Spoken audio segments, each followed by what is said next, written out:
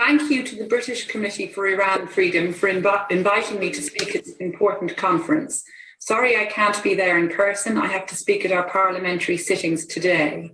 In 1988, between July and September, it is known that the Iranian authorities forcibly disappeared and extrajudicially executed thousands of imprisoned political dissidents in secret.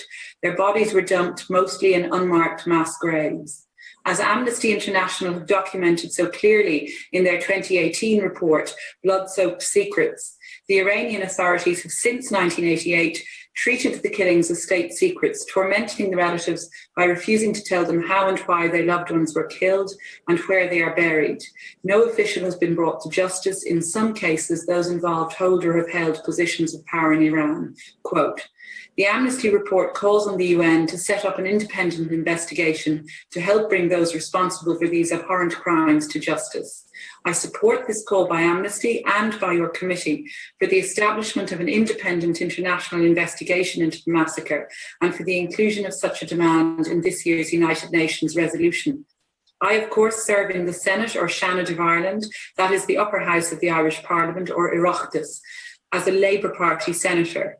This year, we were all delighted that Ireland secured a seat on the United Nations Security Council.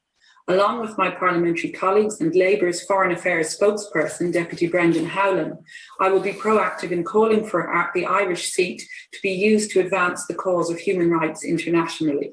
This activism must include a call for the end to and investigation of all extrajudicial state-sanctioned killings. My own grandfather, Karel Bacik, was involved in the Czech resistance in his home country of Czechoslovakia and was imprisoned by the Nazis during World War II. So my passion for human rights and to protect those who defend them do derive from my own family experience.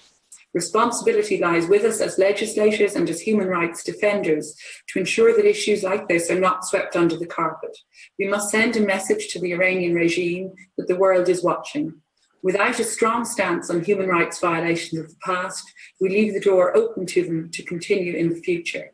So I want to conclude by expressing my solidarity with those who are pursuing justice for the victims of the 1988 massacre. Thank you. Gurab Mahagwe.